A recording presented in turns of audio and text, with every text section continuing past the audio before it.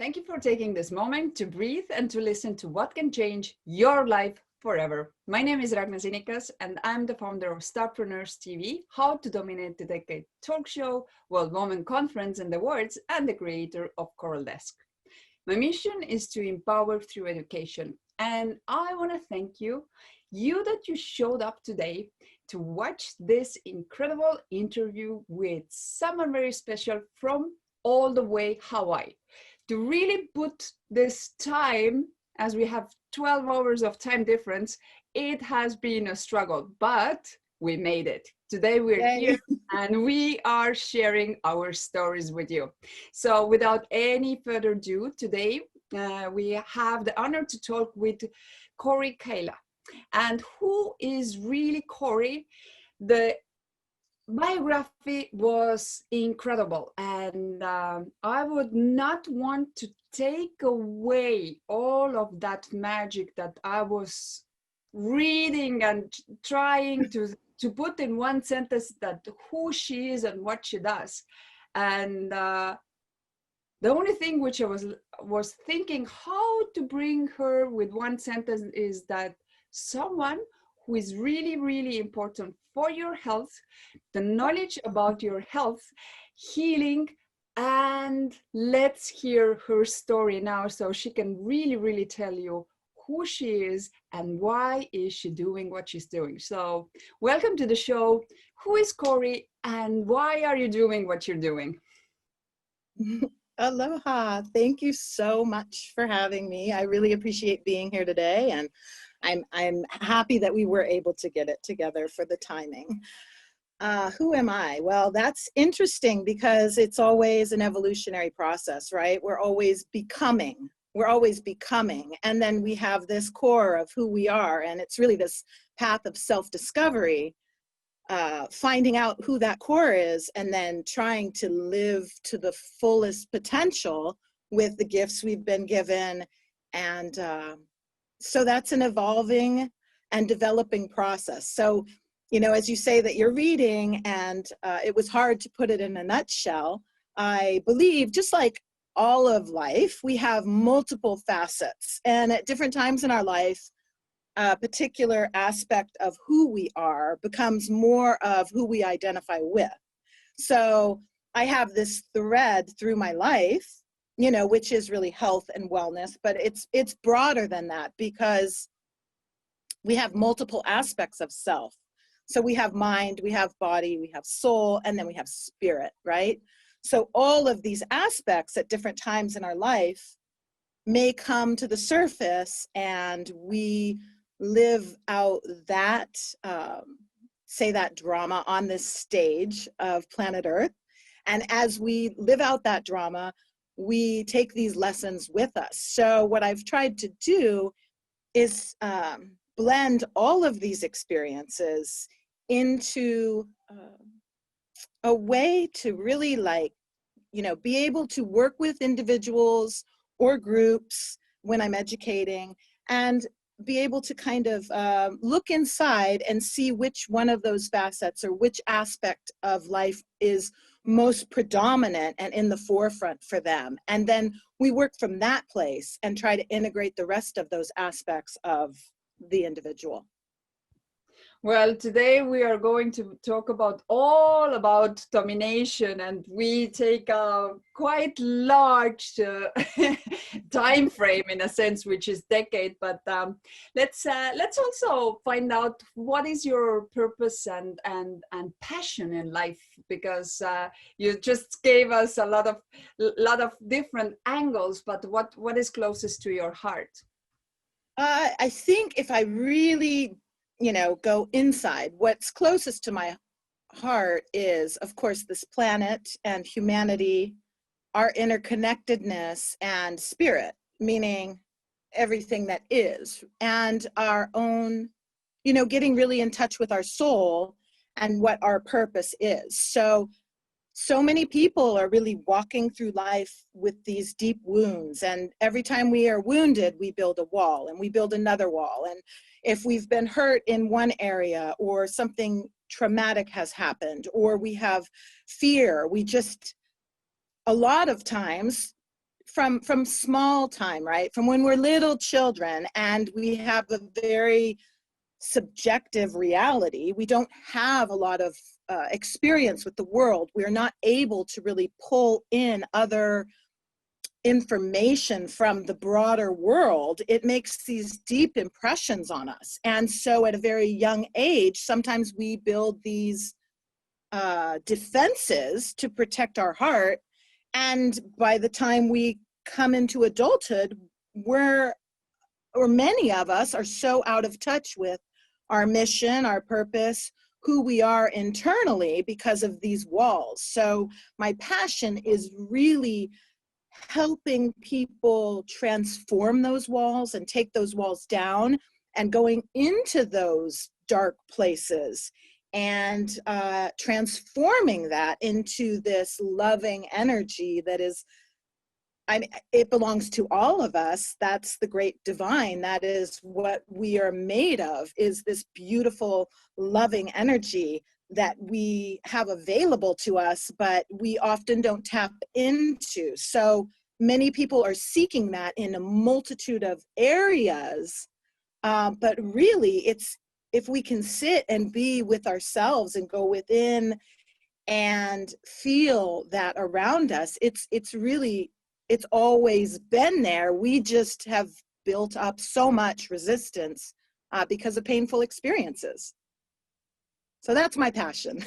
That's very true. But did you ended up helping people in those areas because of your own experience, or how did you really end up doing it and really understanding that, wow, okay, I think I have a talent in that, and I think that I really my passion is to help others to have the same type of momentum or aha what you had your own, or did you see someone having it?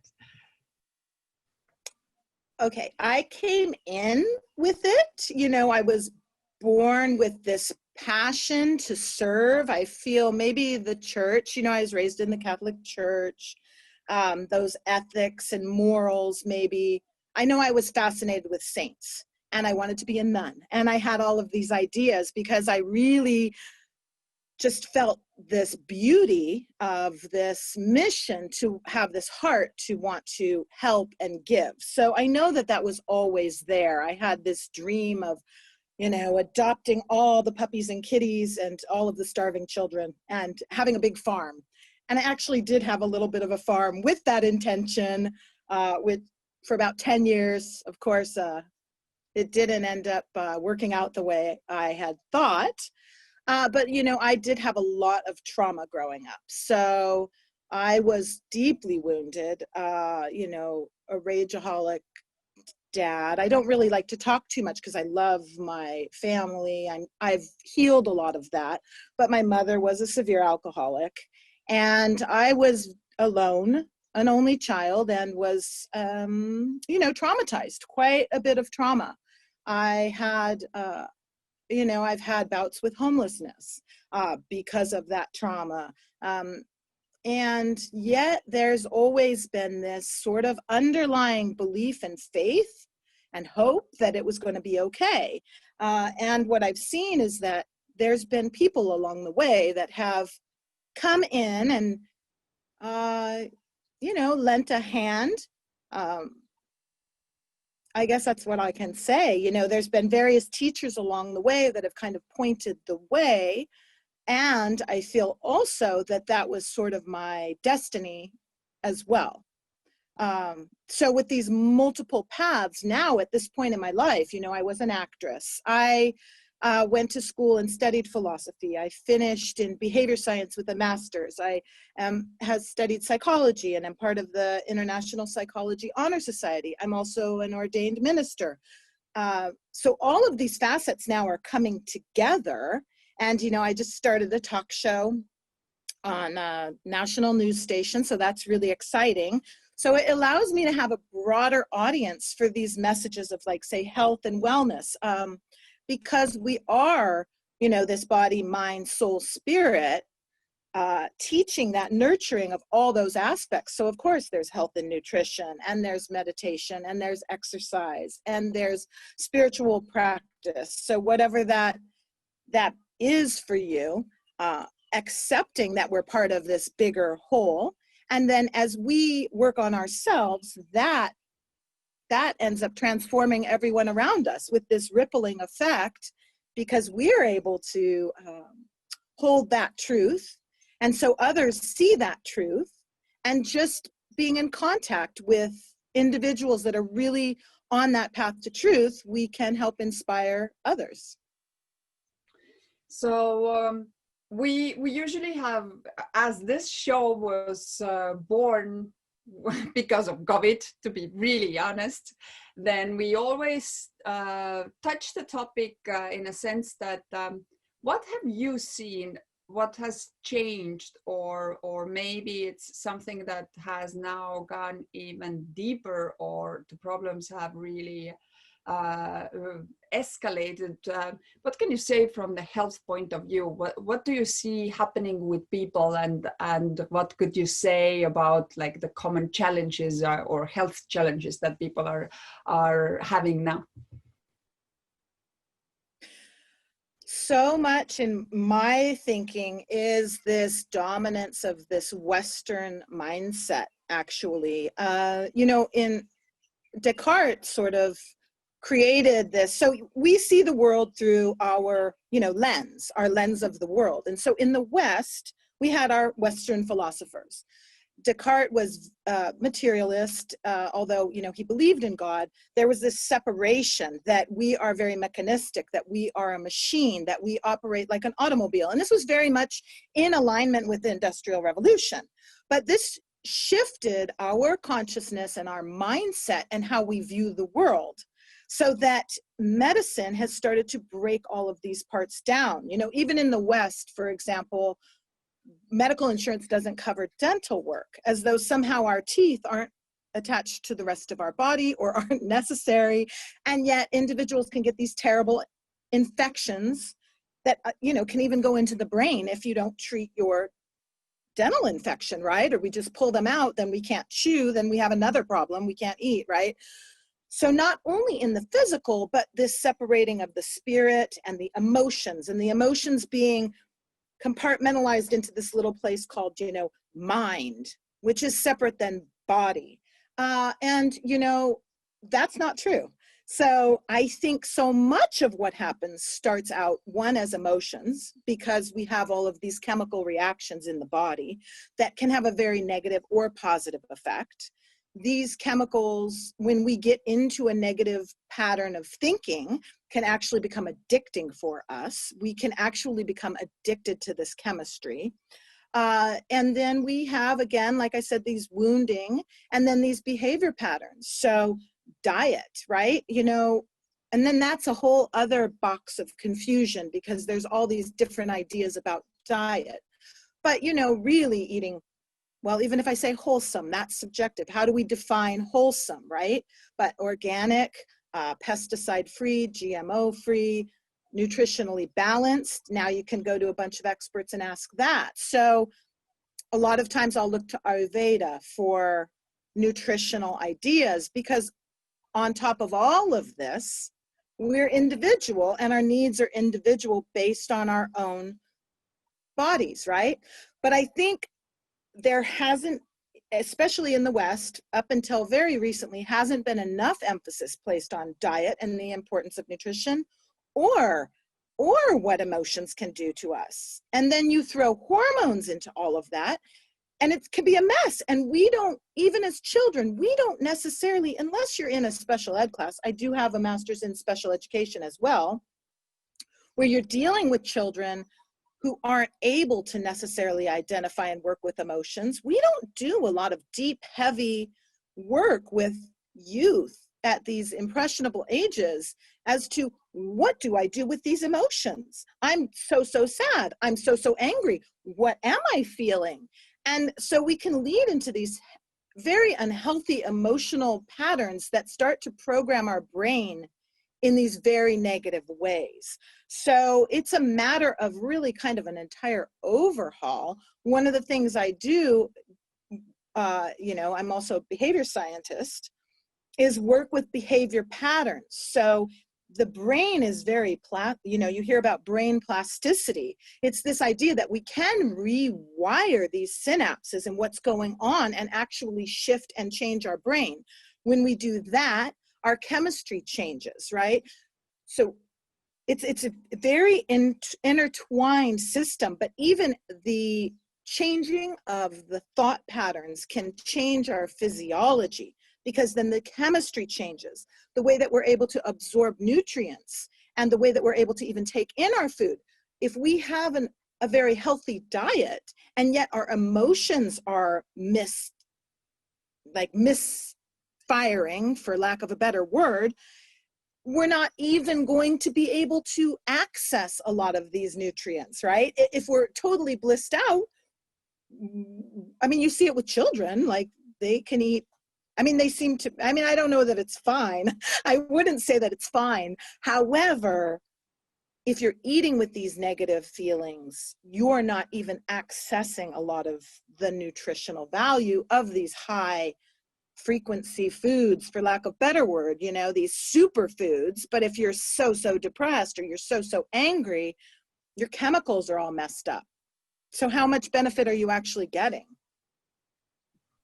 So in a sense, if someone is now listening and obviously recognizing that I have been under a lot of stress lately, my emotions most probably haven't been the most positive, what would you say, where to start? Like in order to, as you said, like you need to change your thoughts or beliefs. Sometimes we even know that sometimes we even need to act before we are able to really change our belief system. So where would you, I think a lot of people also feel overwhelmed because everything piles up. So what would you be your recommendations where to start to solve all of this? You bring up a very good point. So sometimes it's just that action of starting, right? Creating these new behavior patterns. They say it takes 21 days to change a behavior. Positive reinforcement is something I work with, right? So learning to give yourself positive reinforcement, that's a whole thing. So again, that's one of the things I work with, creating a behavior plan, integrating positive reinforcement. Because just taking that forward momentum, is a start. So it really is getting to that place of starting. The first emotion, well, love is really, the first thing. What does love mean? That's defining love. But before this pandemic, I was managing a really beautiful resort spa on the coast here. I'm also a massage therapist, an esthetician, and herbalist. So I work in, alternative healing. And so spa treatments are a wonderful way to give yourself love. But, we're dealing with a pandemic. So it really has to be a matter of self-care. So, sometimes just taking a warm bath and using some beautiful, like, essential oils, and even 20 minutes, and giving yourself this positive feedback. Like, you are beautiful. I love you. I care about you. I'm nurturing you. This sort of practice of, especially as women, we're given, and men too now, men are getting a lot of it too. This idea that we're just this physical form, and these negative thought forms that we have about the way that we look. This deep acceptance of knowing that there's more there. So this act of learning to love yourself, which is a lifetime process of acceptance. And so if you're in that place of loving yourself and you come to these walls where it hurts, because maybe love has been painful before, allowing yourself to just cleanse and cry and let those emotions out, and, filling yourself up with this love, in that tub, put some nice bath salts. Salts are very cleansing for your energetic field, you know. It's a very cleansing process. And allow the tears to fall, or allow that if you need to scream, scream. And these things can be achieved in meditation as well. But I find, you know, taking a bath to be a very like sacred thing, because it has this whole cleansing process. And light your candle and shut the world out and just be there with yourself if you have the ability to do so. Yeah, that has become a real luxury, because we, we know that especially families and being at home with all the family at the same time is it has been quite challenging for many people. So now we actually know that having that type of luxury to spend time in stillness and spend time in solitude can actually be a real luxury. So reevaluate everything that you have in a sense. But what got my eye when I was reading your biography is that also you have learned many of your techniques from master healers and yogis. What is this? What techniques are they? And how do you practice them, and who do you serve with that? Okay. So that's good that you bring that up, because you are right. You know, my son is now in university, and I do have the luxury of being alone. When you do have a full household, if you can commit to an early morning rising, you know, before the chaos of the day, it is a practice. Again, it is a practice to get into, to set the alarm clock. I mean, I did a lot of 4 a.m. wake ups when my son was little. It's beautiful. Like, the sun hasn't risen. The birds are just starting. It's just before the birds. It's that moment, you know, between worlds, right? Between the sun and the night, right? That in between, before the sun comes up. Even if you can take 20 minutes to check in, 15 minutes, it really is a matter of starting. And so that is one of the most important things I've learned in my years of study, because it allows you to reconnect with creation. So breathing techniques are very essential. You know, as we breathe, we cleanse our system. I had a guest on my show last week who is a lymphologist and really working with this immune system, and the importance of how this breath works even on our lymph system. And our lymph system is responsible for our immunity, right? Our white blood cells, our lymph system fights invaders, right? But because of the way that the lungs are situated, and the way that that pressure from deep inhalation like stimulates this system, it is this very cleansing process. It helps us to transmute or transform energy. So, you know, when we get into quantum mechanics, when we start to look at our existence on a molecular level and below molecular level, smaller than molecular level, you know, but at that level, we are all just energy, right? And then there's this condensing of this energy into denser and denser energy until we become form. So if we get into the pure essence of our being, it is that energetic quality which we can connect to with breath. It, you know, you hear in so many traditions, but even in the Bible, you know, that breath of life. If we think about scripture, that breath of life, that moment that God breathed life into us, that life that sustains us. In Hawaiian tradition, it's called ha, which is breath of life.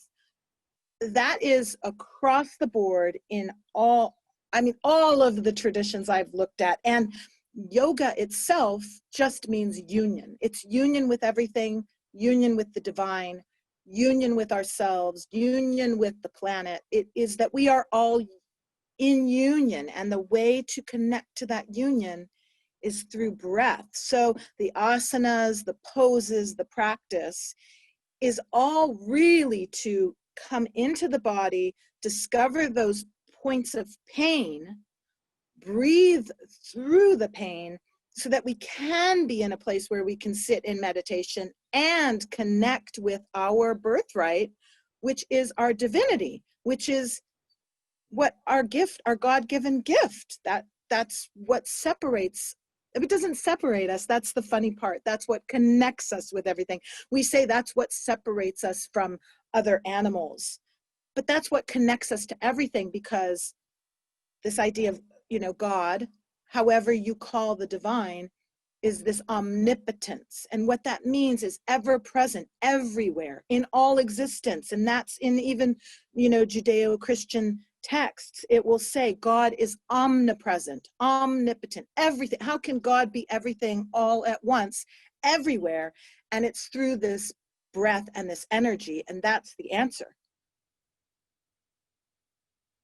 That's beautiful, because usually when people talk about it, it's so far off that that person who haven't been maybe involved in it, it's like, why should I do the yoga and the funny postures, and then why do they breathe like this? And it's pretty funny in a sense. I have heard different remarks, and you just explained it very simply, and it makes sense. So who you are watching, if you haven't been in not one yoga class before in your life, then we invite you to actually go and try out. And also try out different breathing techniques. I think when you Google, or when you go to YouTube, you can find lots of different techniques. I have tried out the Winnow, which works pretty well. So, but you can choose whatever you want. Let's see more. As we see, we're peeling the sort of the layers from Corey. Let's see what else I got my eye. So I also saw that you were living in the ancient Hawaiian rainforest. Tell us about that experience, and why did you do that? Why? Okay, why? Well, before we move on, one quick thing on yoga, okay? If you're going to do asanas, find a very good teacher, okay?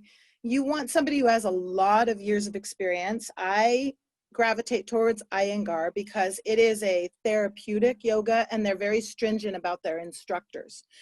Yoga asana, what we see people doing, is not about how the asana looks.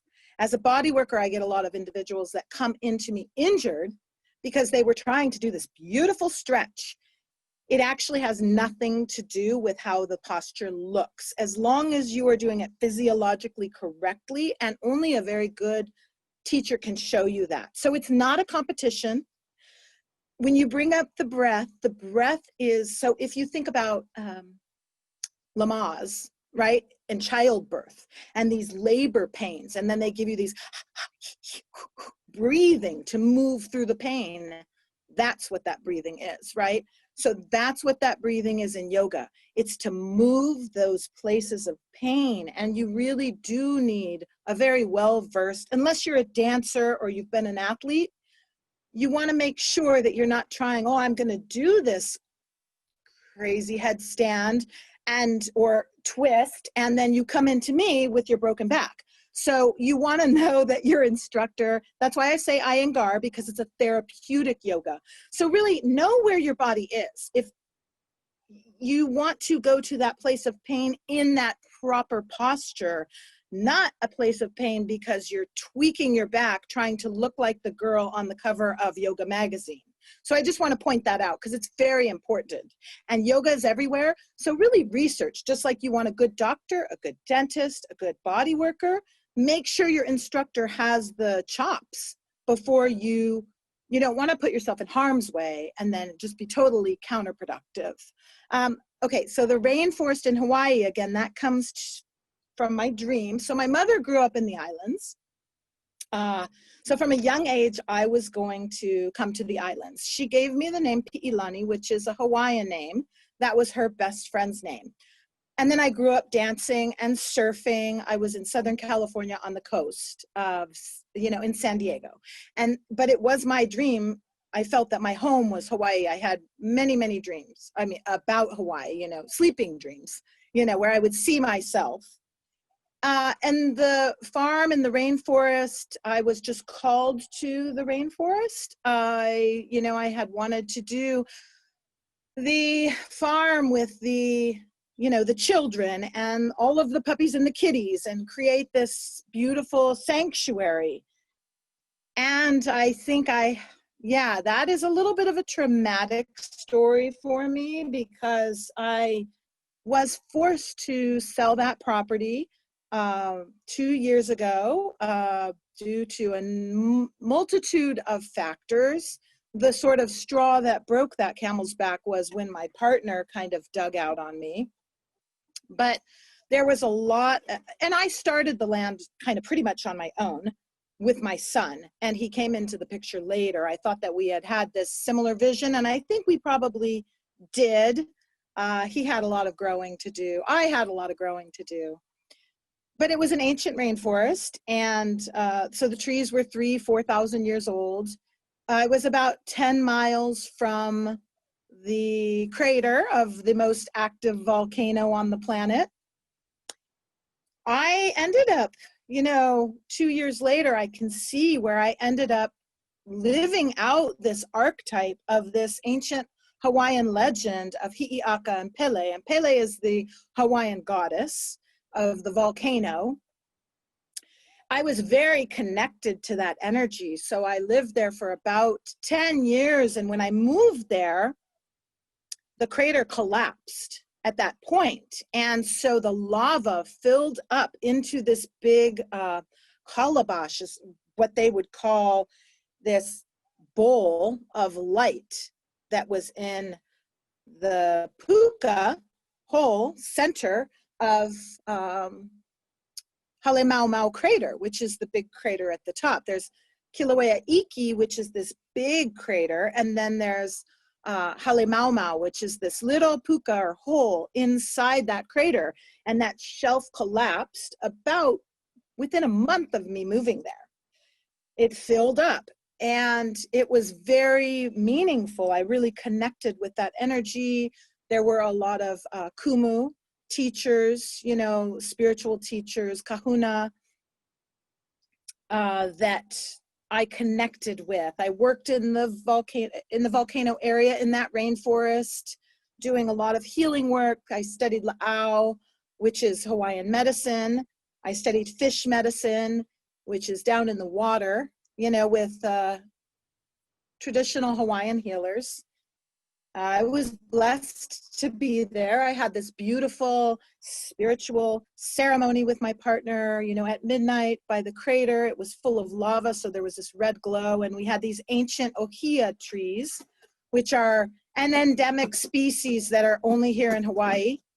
Sorry, my cat was scratching out there. I don't know. I hope you didn't hear that. There's a box she likes to dig on. I had this ceremony, at midnight. Like I said, it was misty and the lava was glowing. And I had this whole archetype I was playing out with my partner. And 2 years ago, another shelf collapsed and we had this huge eruption. So my son was in a school 2 miles from a 40-mile-an-hour lava river. The sky turned red. We had earthquakes every 30 seconds for 2.5 months. We had explosions. I was protected, but it was just this very intense experience. My partner left at that point, and I was basically, how I describe it, and I started to write a story, was I was caught up in this whirlwind and kind of spit out on the north tip of the island in Kohala, which is where Hi'iaka, who's another ancient goddess, that is her domain. She's this goddess of healing. And she is Pele, the volcano goddess's younger sister. So they had a battle in this ancient legend. So Hi'iaka did stop the lava, but she was banished to Kohala. And it was this very surreal, later 2 years, having a Hawaiian kumu talk about this legend and just all of these lights. I mean, it really was right by the Panieva forest, by the Ohi'i forest, or Hia forest, by the Ola'a Forest Reserve. And Panieva is this area where this legend took place. And to identify with all these archetypes was so bizarre. It was very strange. And here I am. And now I've really come into this place where I'm ready to share what I learned in that time in the forest. And I was sort of hidden away from the world for about 10 years. So it's been very cosmic and esoteric in a way. So are we looking into next book, or are we looking into next movie, or what are we waiting for? We're waiting for it to unfold. You know, I have this TV show now, like I said. I focus on healing. I have, you know, I'm a singer, I'm a dancer, I was an actress, I'm writing a lot of poetry. I have taken to the studio and started to use my singing voice. That was something that was shut down when I was little. You know, being in that environment, I was told that I had an awful, terrible voice. I should never sing again by my mother, which since, you know, voice teachers and choir directors have said was a lie. But, you know, that's one of those walls I have that I need to just chip away little by little. So I'm trying to integrate these talents into serving, you know, the planet, you know, these stories I tell, these, maybe we'll start with short stories and poetry as opposed to an entire book. That is a long-term goal. Yeah, there's a lot of goals. So this pandemic has just a blessing to let me do that as well, to delve into that. That's beautiful. So if we wrap sort of up in a sense that if someone is now watching us and they understand your experience, what you have gone through in your experience, but also all the preparation that you have, and just if we sort of sum it up, what is your consulting or coaching, or how do you even tell about it? Because I was trying to figure out how should I, because I know that that you're supporting individuals to go to shift their health and consciousness and mindset.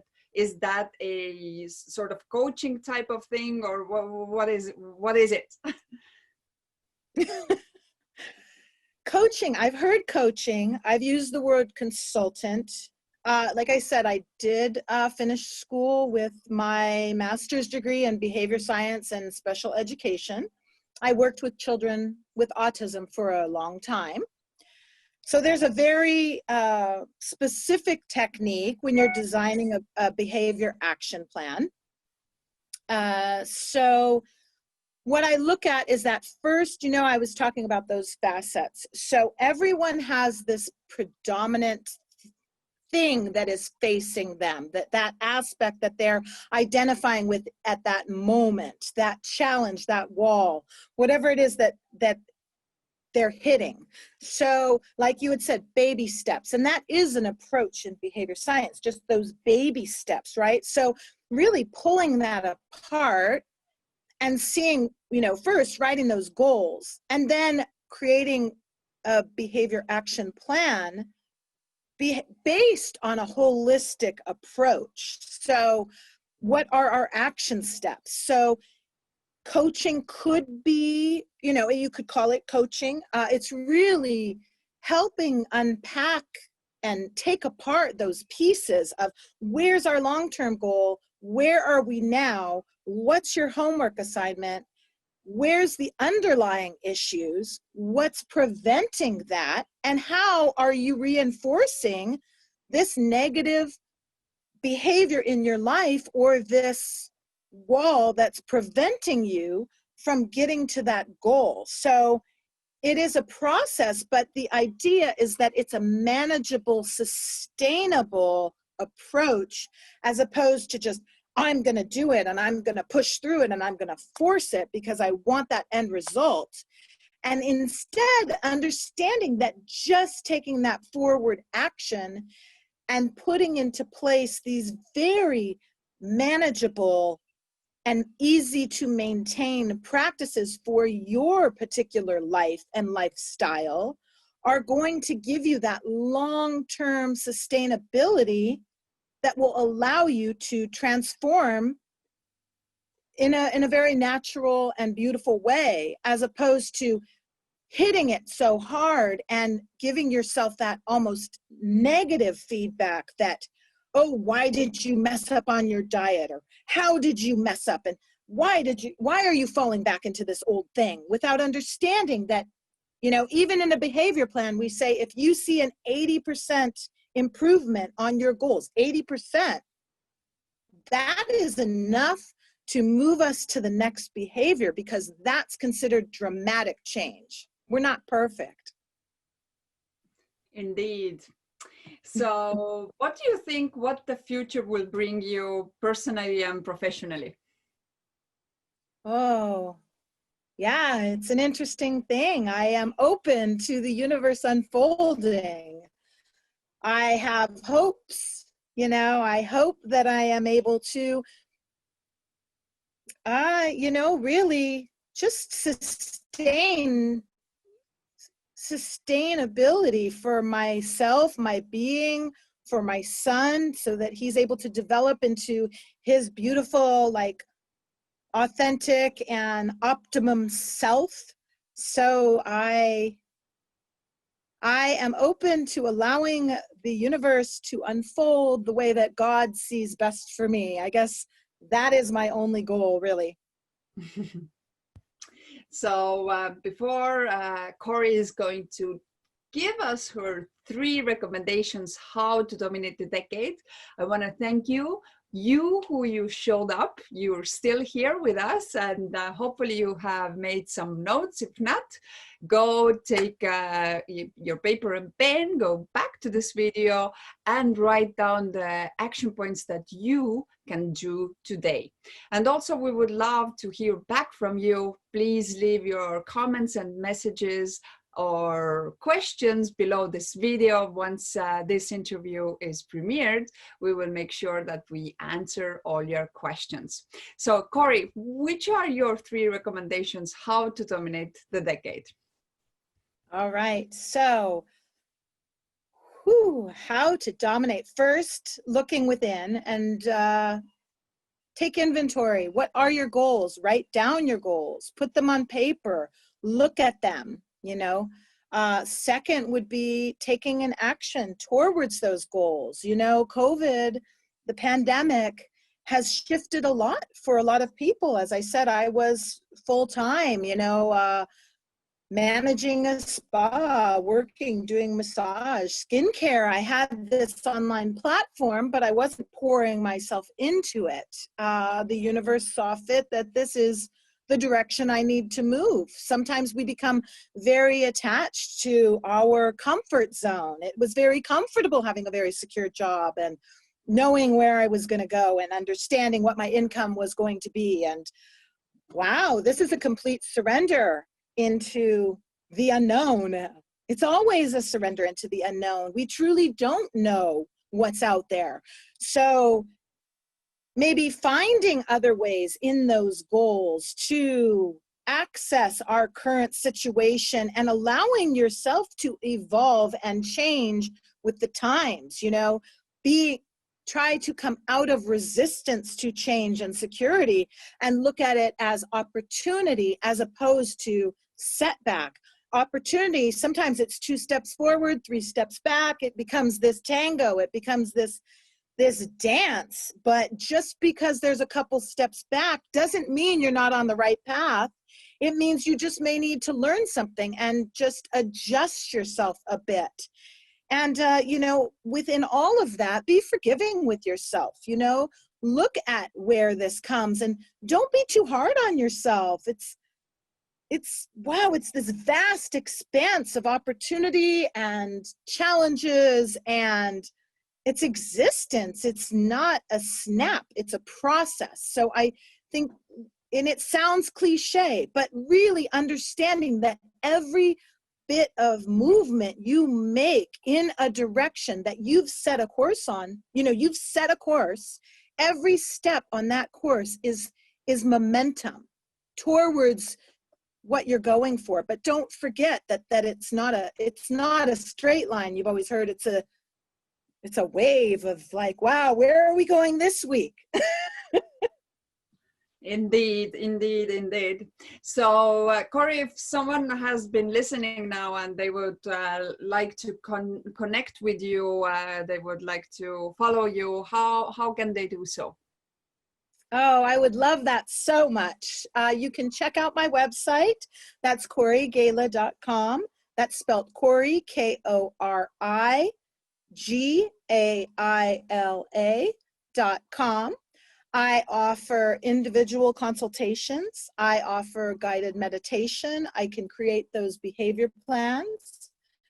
I have links to some of my YouTube videos, which I'm working on. I have some different types of articles. So there's some deeper philosophical papers from, you know, my graduate work and my studies. Then there's more, you know, shorter articles. And then I have my TV show, which is Let's Talk About Health. I have links to my show there. My email is Kory@korigala.com. So that's Kory, KORI, @korigala.com. Beautiful. So, Corey, what would be your last message that you want people to take from this interview? What is that something that you want them to remember from this? Yeah, so don't give up hope. You know, you could be in a really dark place. I literally was in the deepest, darkest pit of, you know, hell, I would say, after the volcano, and losing my land was my life's dream. And it hasn't been easy, you know. Like I said, I had struggled with homelessness when my mother died and all of these, you know, autoimmune disease myself and all of these challenges that I just didn't think there was a tomorrow. I really didn't. And somehow there was just still that little light in the darkness. And that little light is hope. I believe that little bit of light is hope. And so no matter where you are, pull on all of those experiences and just remember all of those good times, and that can give you those dreams and just that tiniest little spark of light. Grab onto that with hope and know that it takes time and it's a process. It's not going to be overnight, but if you can hold on to hope and stay in faith, you can pull out. If I can pull out, you can pull out. If I can do it, you can do it. So I want to thank you for taking this time to be with us here today. I'm very happy that we finally managed to match the time zones, and we made it happen. So, and I hope that one day I will be able to visit you in Hawaii. Yes, that would be great. Love to learn more about all the ancient stories and obviously the traditions there. I have been once, but that was already 9 years ago. Wow. So it has been a long time. So I definitely need to visit as soon as this pandemic thing is sort of under control. You are welcome. So you who you are watching, thank you for joining us today. As said, I hope you did make some notes, but more important than just taking the notes, take massive action. Because by doing so, you can actually change your life. And if you want to become the hero of your own life, take action and take massive action. But there's a possibility to become the hero in someone else's life. How? Just use this finger and push one button, and that button is called share. So share the video. I'm pretty sure that there are people that need to hear the Coral's story, and that story really has the power to change someone else's life. So become the hero of your own life and then someone else's life. I will see you in our next episode, and thank you very much for joining us. Aloha.